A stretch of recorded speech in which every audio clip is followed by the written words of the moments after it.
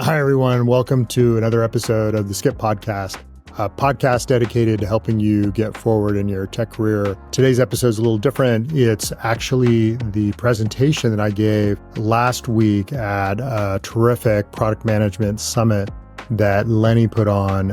Lenny and Friends Summit was a terrific event. We got a chance to really talk with a lot of product folks that were aspiring, a lot of leaders, and it really just drove a lot of joy for me as I heard these stories around how the content on the Skip has really helped expand and propel people's careers. So for those of you that I met, I couldn't be more appreciative. My ask is, given that I know this is helpful for some of you, think of 3, 4, 5 PMs that you know or other tech professionals that you can share this episode with, because it's kind of the highlight reel of the last 12 months of my greatest hits on this podcast. And if you share it with folks, it not only helps me get great feedback, but it helps support the podcast. And, I haven't asked for a lot of favors, but this is one that I'd love for people to do. Follow the content on YouTube, follow it on your, podcast platform, and share it with folks that you think it can be helpful with. And then I'll come back on the end and chat a little bit more about the Skip community as that comes up in today's presentation as well. So stay tuned for that. Without further ado, let me just cut to the summit.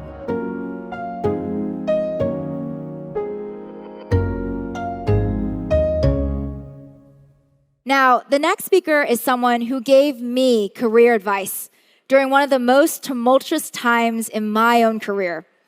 As WeWork was imploding, as I was drawing up layoff lists, and I was actually pregnant with my first child, I met Nikhyl.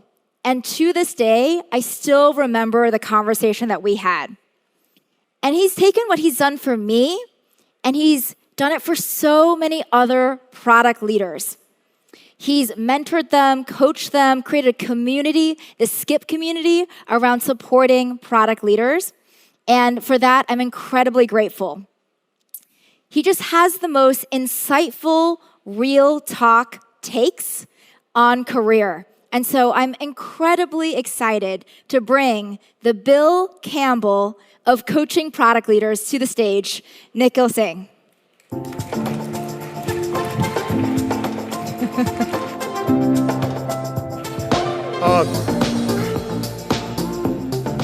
Thank you, Jay-Z. That's like the first time. Bill's kind of a mentor of mine, and it's so humbling to be compared to him. I'm here to talk about your career. I think your career is the most important product that any of you work on. But if you're like the hundreds of executives and leaders that I've spent time with over the past 10 years, you probably feel pretty alone in trying to build your career. And in some ways, that was the inspiration for me putting together the Skip. Earlier this year, I left Meta after a 25-year operating career with this expectation that we shouldn't be alone when it comes to building careers. We should look at collective wisdom. And in some ways, today's presentation is kind of the greatest hits of 4 or 5 things that I've learned over the last 6 months in particular in coaching and building communities for leaders. Before we get started, I have to say that, I spend a lot of time at home, and maybe you do as well.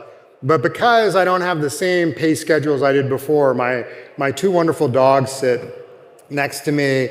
And when they saw that I was putting together this presentation, they really wanted to use their Gen AI skills. So Saffron and Mifa, our 2 dogs, really helped me put together today's presentation. And if you like it, you can kind of credit them. I'm going to start with a really simple question. I want all of you to think about the question of how many jobs you're going to have. If you're like most people I talk to, they haven't given it a lot of thought, but they kind of think it's going to be like a half dozen or so. If you think about it, you're actually going to live a lot longer than perhaps you may realize. I've always said that with the expectations around life expectancy doubling every century and going up, I always thought that someone of my age would live to 100, perhaps the next generation would live to 130. The Anthropic CEO published a statement that he thinks the number's 150. That's a long time. Then if you think about retirement is actually a bit of an antiquated concept. The idea that at 65 that we will stop working, what are you going to do with all those extra years? And if you think about retirement, it was based on the idea that we physically labored, but all of you basically sit all day. You don't really need the actual physical respite. And so what you will find is actually you'll want to retire differently, perhaps pursue different hobbies or interests or even careers. And most tech jobs, and I suspect that if you ask your neighbor, most tech jobs actually last fewer number of years than you may think. 2 to 3 versus 5 to 10. So if you put the math together, we're looking at easily dozens of jobs. And when I say jobs, I'm not necessarily saying employers. Many of you transition from position to position within the same company. But when you think about dozens of jobs, perhaps multiple careers, we need a bit of a framework to think about these positions. And so I thought about this framework kind of like a building. I think that there's this foundation phase that I think is at the beginning. Then there's these power years that you end up having where you have the greatest impact. And then in the penthouse is kind of that second career. And if you think about the investments you make in the foundation years, it's to find a superpower. It's to diversify your strengths and experiences. But in the power years, you're actually leveraging that superpower. You're not broadening as much as leveraging that. You care about the largest, most impactful role you can get. And if you think about compensation as a leader, for a moment, think about the fact that this year you'll probably make the equivalent of 2 or 3 years early in your career. So compensation is a hell of a lot more important in these years. But when you get to the penthouse, you might pursue joy. You might pursue a problem that you want to work on for a decade. You might want a different style of pace. And so this formation is critical for you to think about how you achieve which job. And then just as important, you have to make sure that each job sets up the next one. And that's actually why I call the property the skip. So I want to talk about 2 specific points on the foundation itself. Second big topic was a mistake that I think many of you are making today is you're not thinking through the story that you're going to tell about the role you hold right now. Okay? When I think about a story, I'll be specific. It's what product are you building? What challenges are you facing? What opinions do you have to overcome those challenges? And then are those opinions actually landing? Are they succeeding? And if they're failing, what are you learning about them? So this idea of product, challenge, opinion, outcome is your job story. Now, what I find is each story that you collect is like a tool that we add to our tool chest. And now down the road, someone will ask you, I have a problem. I'm looking to hire someone. I need someone who can solve said problem. The most impressive thing you can do is say, well, I have a story to tell you. I have the ability to tell you that I have seen said problem. I've held this opinion. I had this constraint and it really worked out. And I think that the more stories you can collect, the more jobs you can open up in your power years. Now, this same tool is very powerful for career management in other ways. So several of you in this audience right now are probably thinking, now that we're in the afternoon session, you're probably thinking, boy, I'm not sure I should stay at my current gig. There's all this great stuff happening out in the industry. Maybe I should take off. I get these calls probably once a week if someone's like, I'm stuck in my career, I'm thinking about leaving, but I'm trying to decide, should I stay or should I go? Many of you have asked that question yourself. The technique I use is ask yourself what story you will tell in 12 months. In 12 months, tell me if that story is different than today's story. And shockingly, a large number of people will say, actually, I think the story is going to be roughly the same. I've been in the role for a while. We have a bunch of constraints. Some VP is going to make a decision on what to fund. I'm not sure I'll have a much better story. Well, that's what we call career stagnation. You should probably transition. But some people will say, actually, I don't know how good the company's going to do, but we're going to ship 11 products. And during that time, I'm going to learn a hell of a lot. I'm like, well, you're definitely not stagnating. When your story improves, you're helping advance your career. Similarly, when people come to me and say, I have this IC role at this hot company, and I have this management role at maybe something that's not so hot, which do I take? I always counsel them, think about the story you'll tell in 18 months after you take the role.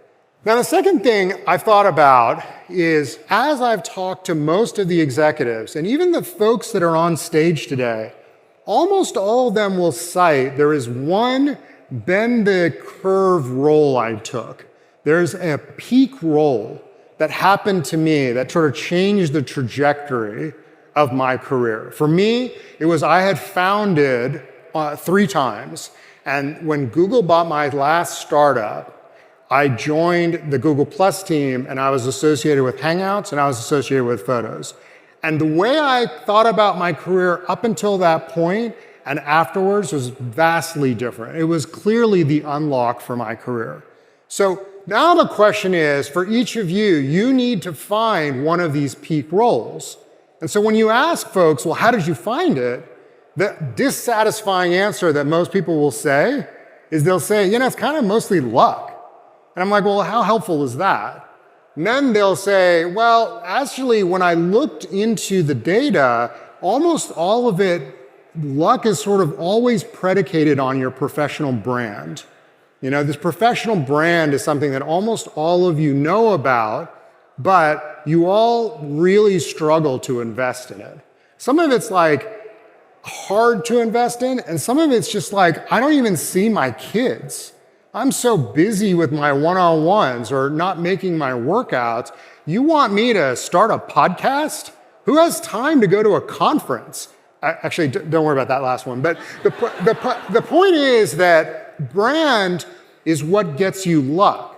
But brand is this long-term amorphous thing that's hard to control. So instead, I ask you to think about the reputation you're building today, because the reputation you're building today is the brand you'll have tomorrow. So what that means is figure out what values you want to demonstrate. I suggest that in today's market, being hands-on, being gritty, being opinionated but loosely held, being a team player, not in it for yourself. These are all very clear values. Now the question is, do the best people that you work with around yourself know that about you? Do you have a relationship with them?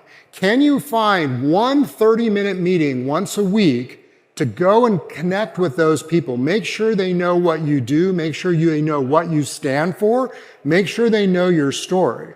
Because they're going to have dozens of jobs. They're going to go places. They will take your reputation with you. That is how all of us delivered and built our personal brand.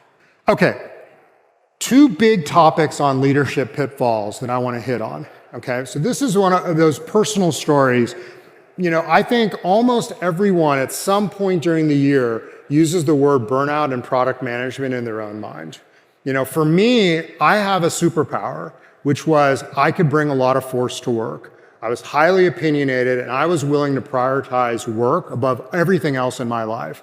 I think a lot of people that are here probably feel that way too. And what would happen to me is after about 2 or 3 years, I would get to a point where I'm like, I don't know if the company sees me for who I really am. I'm doing great. They say I'm doing well, but I'm not getting everything I want. I'm not sure I'm getting the promotion that I deserve, the compensation I need, the scope that I desire. I'm going to transition out. Next company comes along and the same thing happens. I push really, really hard. 3 years go by, sort of have a break. 3, 4, 5 companies went by. So I finally sat down with my therapist and I said, listen, I have this pattern where I give so much to work and I never feel that I get enough back. And her question was, whose fault is that? It's kind of a tough one. I was like, I'm paying you and now you're making me feel bad. And I realized that I'm overinvesting in a relationship, and all of us know when we overinvest in a relationship, we will never get the return we need. And so The question is, are you over-investing in your work today? Now, what's interesting is when we hear all the rhetoric around avoiding burnout, what we know is that we need to create boundaries. The challenge is none of us do it. And the reason why none of us do it is we don't understand why it's important. But what you realize is that if you overinvest, you are going to create resentment. You start to enforce those boundaries. You hold back those 10, 15% because you know that they'll never be able to return the kids' practice that you missed, that workout that you couldn't get to, perhaps that company that you could advise to branch out. So I've always suggested that you should take pressure off of your employer by enforcing boundaries despite what they ask.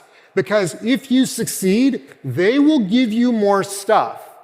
And then when you get that more stuff done, your reward will be more stuff.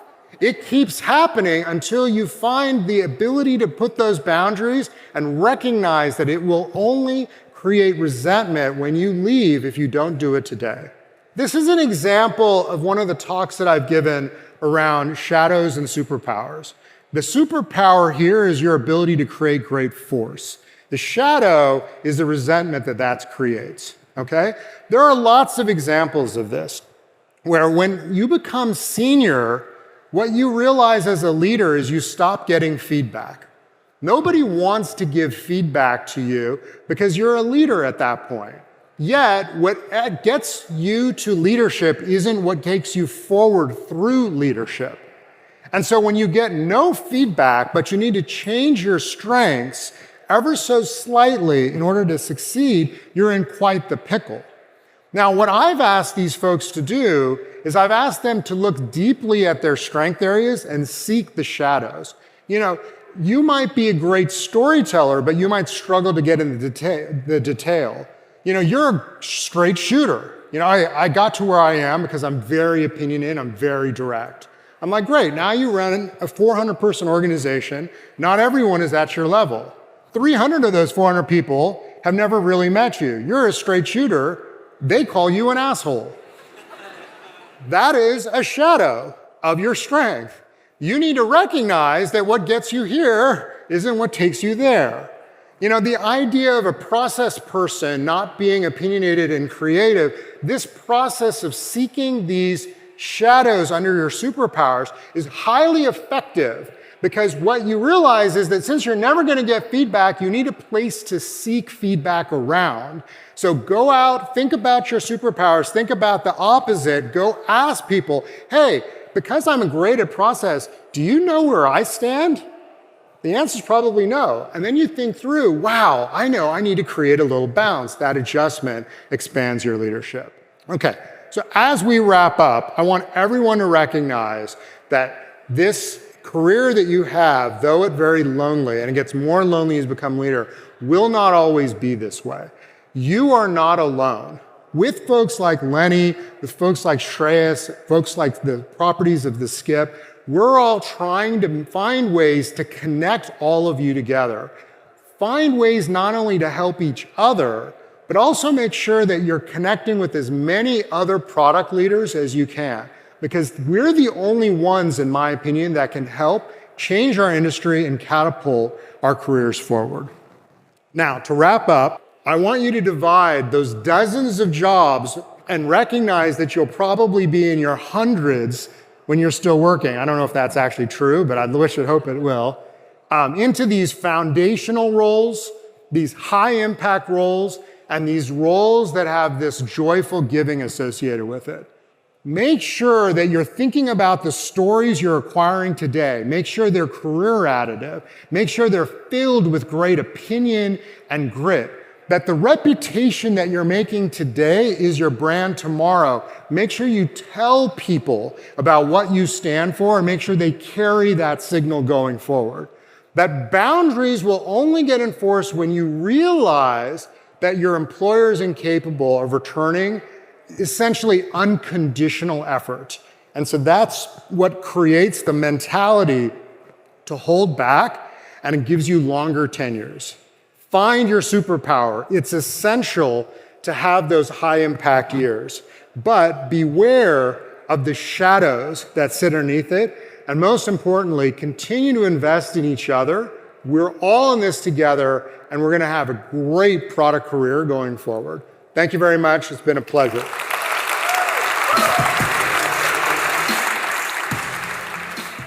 All right. So hopefully you enjoyed that presentation. And, if you're on YouTube, you got to see some of my cute white fluffy dogs that I have at home. This is really a highlight reel of some of the previous content I've had on burnout and storytelling and shadows of superpowers. So if you like this episode and want more detail, definitely go back and listen to some of the previous episodes on YouTube and on Spotify and others. You'll get a lot of the deeper conversations. And lastly, at the conference, a lot of people came up to me and said that they wanted to be part of the Skip community. The Skip community, just to give you a bit of context, is this sort of highly curated head of product community that I've been building over almost 5 years. And, the idea is that what community can you join where you can have conversations that you can't have elsewhere? It's not a general purpose community, because I think there are lots of great general purpose communities that are out there. It's very much curated around leaders that are struggling with getting ahead, much like my content is devoted to. Because it's curated, we're growing it pretty slowly, but there's a couple of things you should do. One is you can go to skip.community and you can apply if you're interested in joining. But more importantly, if you're not at that stage yet, or you're waiting on the wait list, one of the things you can do is follow me on LinkedIn and join my Substack, because soon I'm going to be announcing an expansion of the Skip community to get more of you involved in what we're doing to move you ahead in career. So stay tuned for that. As I said, I'm so appreciative for those of you that have given me feedback, those of you that follow me, and those of you that are part of the community. It's just a real pleasure to be part of your life and your career. Until next episode, thanks again.